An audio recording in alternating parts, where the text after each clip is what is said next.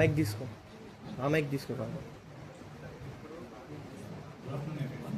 And today I am presenting on introduction to stochastic experiment. So actually, I will just go through the definition and then I will explain. The definition is a dynamic environment where the present state and the player's actions combine with the probability to determine the future state, constantly resetting the board for new round. Or we can say it as a game where the current situation and the players moves determine the next level. Every round the environment changes based on mix of strategy and problem. So in this game there are only three things: the state and the actions and the probability. These three mainly determine the whatever happens. So the state is the current environment of conditions, whatever happening in the game, and actions are taken by the players that may be based on the strategies what they do. Those are the set of actions they do. And the probability is something like the randomness, what they want to choose. These three are the main things in defining story. So we can define the stochastic game in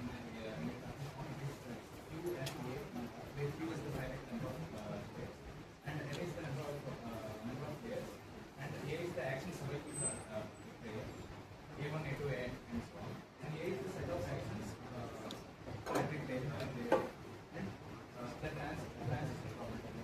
Like if a person wants to move from state Q to N state, the new state Q cap, then both of them are doing a joint action A, then the probability, transition probability, which is based on the present state and the new state and the action whatever they are doing. Yeah, you get any of this, you will get exactly same in reinforcement level.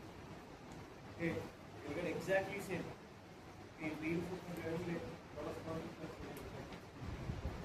And R is the rewards and R1, Rn are also payoff cycle players and action. Sanjay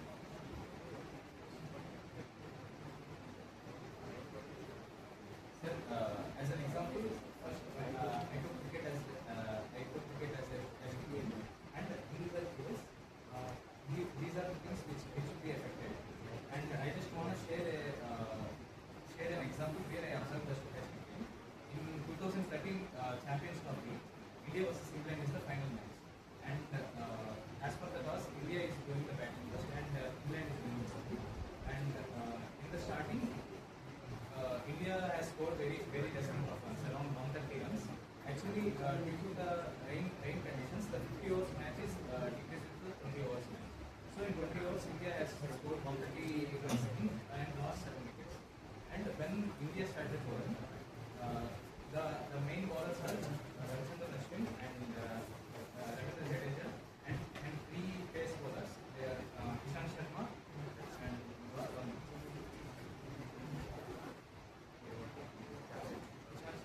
Umesh Yadav and Bhuvanesh. So as per the pitch as it is right, the two base bowlers Bhuvanesh and Umesh Yadav, they have some rate of taking fast wickets in the starting of the match.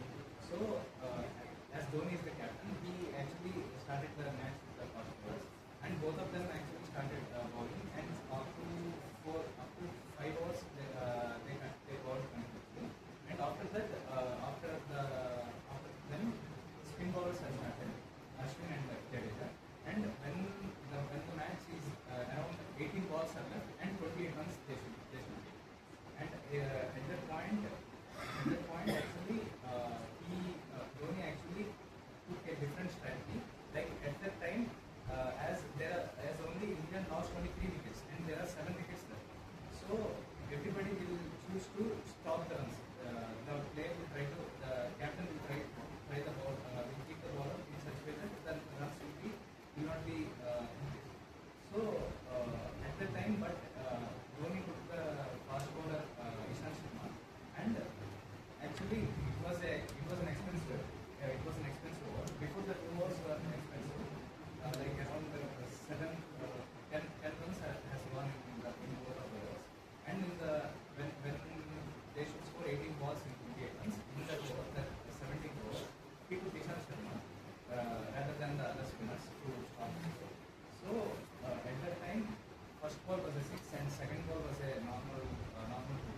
And after that, he tried in bowling in a small with a less pace. So at that time, both of the batters here, Morgan and the other one is and sir, okay, both of them has got both of them are and after that, based on the pitch and How they were? sir, Who called the catch? Does anybody remember? Because Ashwin who caught the catch. both cases. So both of the wickets are taken and the remaining runs are contained by the remaining bowlers. So in such way, India has won the game. So there mainly the pitch condition is wet. So in the, and the players choosing the players at the right time and the environment is due to the change in play. Like I observed the stochastic game behaving and next in the same way in the stock market. In the stock market also you can observe the stochastic game conditions. Like the player will be the investor who will be taking the decisions. Like correctly about this something called like Markov decision process, MDP. Jatin.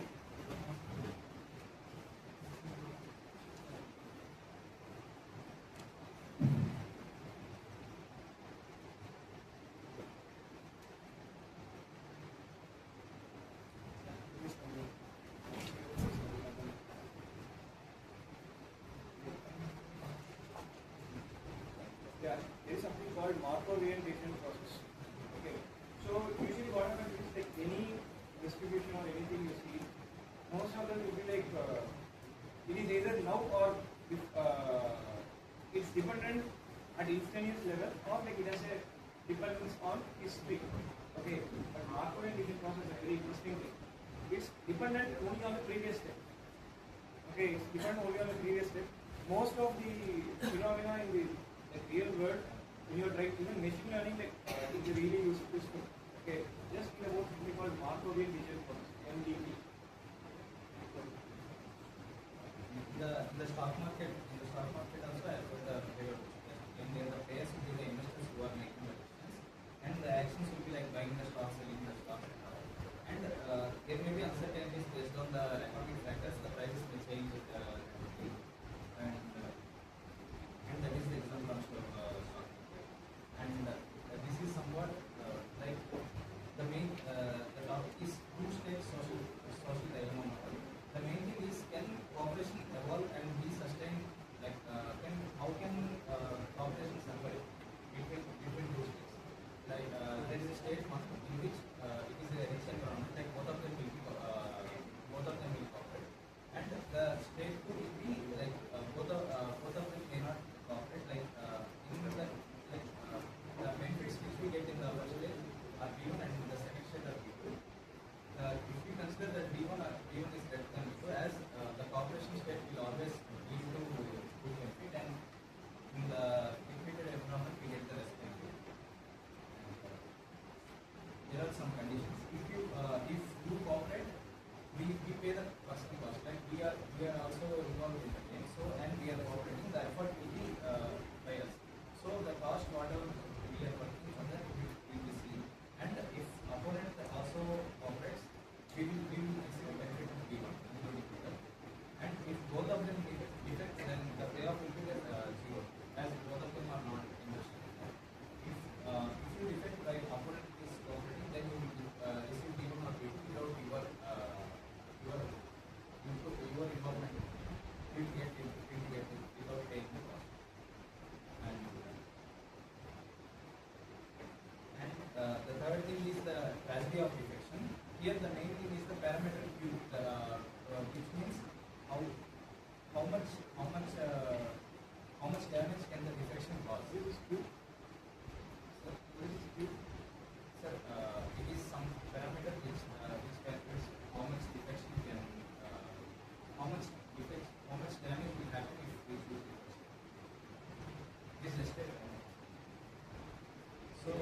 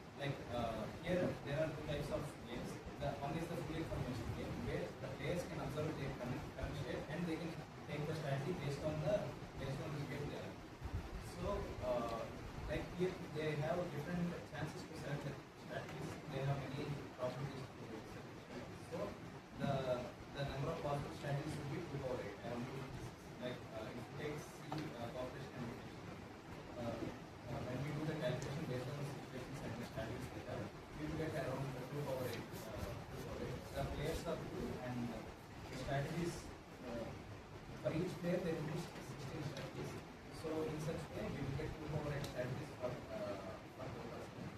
When we consider all these things, and in the no information game, players are like blind. They will choose only the strategies what they have written, and they don't have many strategies to choose.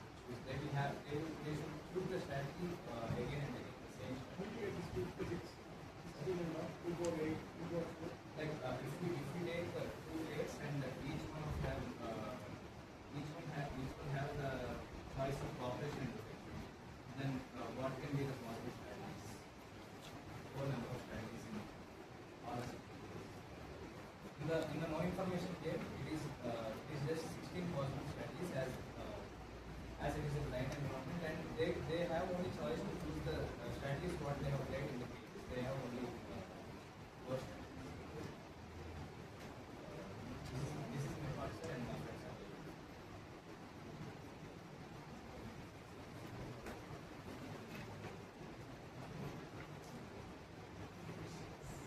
Now I will tell you about learning in games. So when we play a single game too many times, you will come to understand like how these games are running, which actions to choose, what you have done in the previous game. This is what we call learning. In learning, we have different types of learning. We will basically focus on 2 types. One is Stochastic play. Assume you are playing rock paper scissors. We have there are 2 players. You are playing rock paper scissors. You have played 10 games. Assume you have played 10 games. In previous 9 games, he has chosen rock only. Now in 10th game, you will assume that this guy has played rock 9 times, so you will take paper to defeat him. Because he has played rock 9 times, you will assume that he will also play rock in this game also. This is what we call fixtures play. In fixtures play, we will take frequencies of each game on what action the opponent has played, and based on that action, you will do a certain action that will improve your utility. This is what we call fixtures play. Now I will read the definition. A learning process in game theory which each player assumes their opponent will continue to play strategies according to the past observed frequencies. Based on this assumption, the player chooses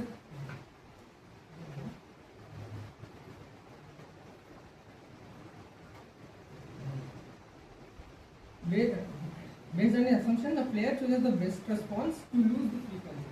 This one.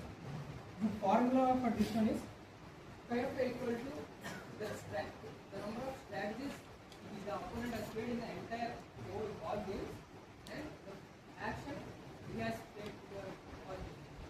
Single action, that means all actions in all games, only selected action in all games. This we calculate the probability, and in that probability, every time a new game has been launched, we will check the probability, and based on that probability, which action has the highest probability, we will choose that action. And this one is another example.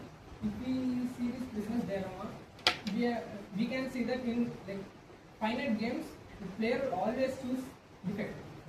But if the player will always choose defect because he will gain more utility.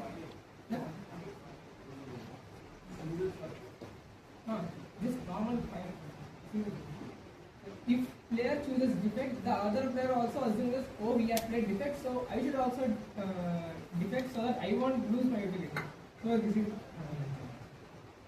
and we also learn about regret learning. Regret learning means, suppose you have played a game in the past and you have thought after playing the game, oh, if I have chosen this action instead of that action, I might have gained more utility. This is what we call as regret learning. In regret learning, assume you have 3 actions.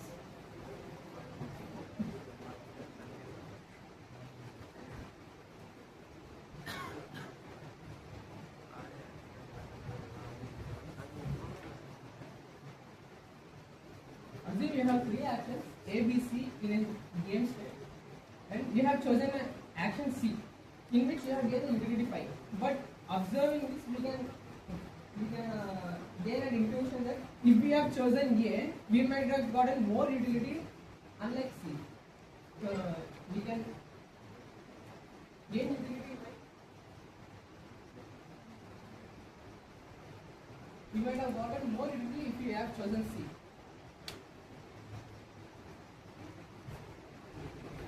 The formula is based on the action we have taken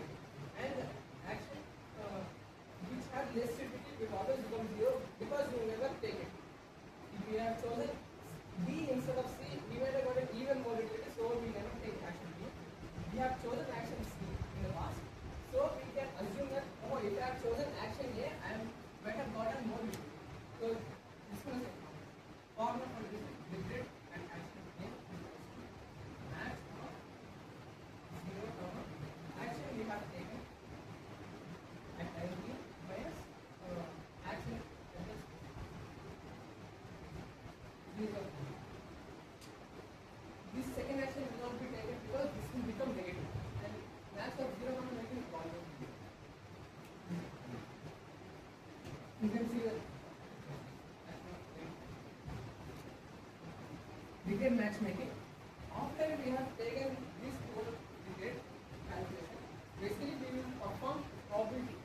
Like, assume we have D and another action, and we have one wicket. If we have chosen B instead of C, then we will get an idea that if we have played A, we will get utility. If we had played B, we will get extra one utility. So we will perform a probability test that the total utility gain will be D, and action A will get almost 2 probability. Action B will get 1/3 of the probability. In next games, if we have to choose an action, then we will take 2/3 probability of action A, 1/3 probability of action B. These regret factors.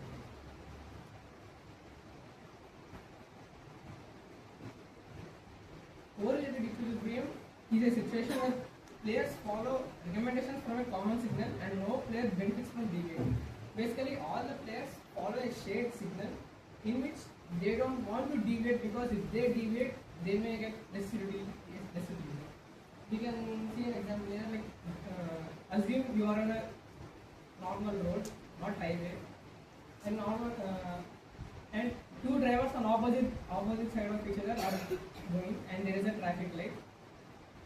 Basically, if they have a traffic light, they can like stop and wait and let other person come through. Or if there is no traffic light and they are going very fast inside, they may cause an accident.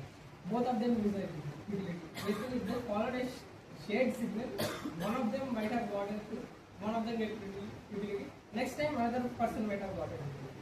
This shared signal will be sometimes randomized. Sometimes it may be based on the utility of both the players. If player one has the most utility, then agent may perform most favorable action to player another player. This is correlated. And this is the most important thing. Convergence in fictional play. If the empirical distribution of each player's strategy is convergence in fictional play, then it convergence in actual play.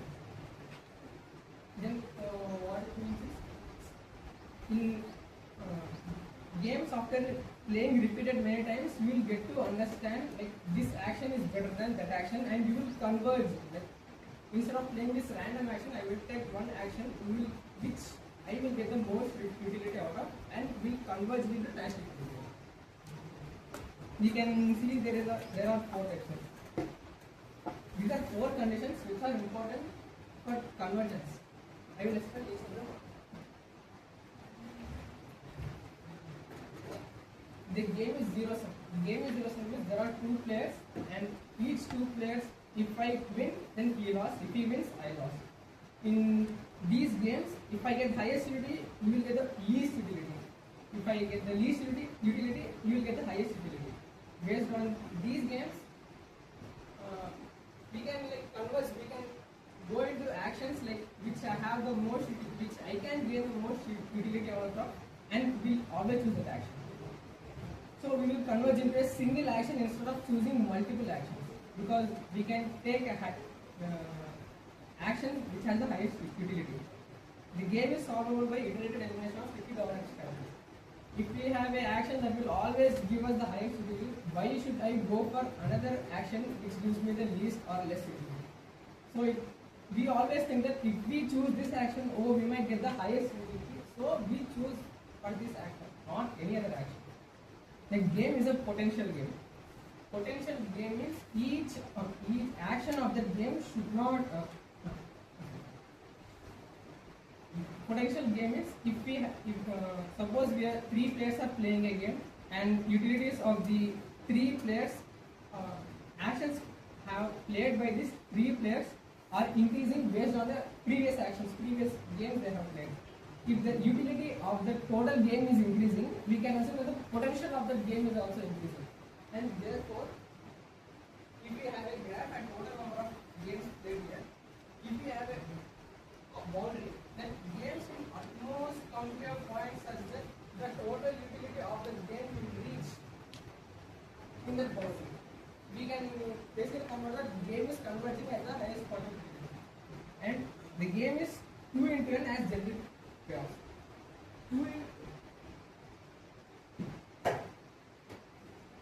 into n means first player has 2 actions, second player has n actions. In generic chaos means each action has a distinct utility, not like first action has 3 utility, second action has 3 utility, third action has 3 utility. Then it will not become a strictly dominant strategy but it will be dominant. And each player 1 has 2 actions. Basically, he will in distinct utilities, generic chaos. Player 1 may have A utility, where player 1 has 2 actions, may have A utility and B utility. It may be like A is greater than B, A is less than B, but A is not equal to B because it has a generic chaos. But if we have a 3 action, it may or may not converge, because let's take an example like rock paper scissors. Rock paper will always beat rock, scissor will always beat paper, rock will always beat scissors. Because paper always beats rock, we can confirm that we will get a utility here, we will get a utility here, we will get a utility here. But this action could go on forever. It will not stay at a certain point. So minimum of the actions we can get is 2.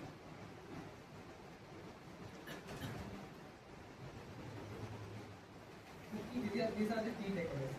In stochastic game, dynamic environment, state and environment is depend on the game. Mathematical foundation, Q&A here.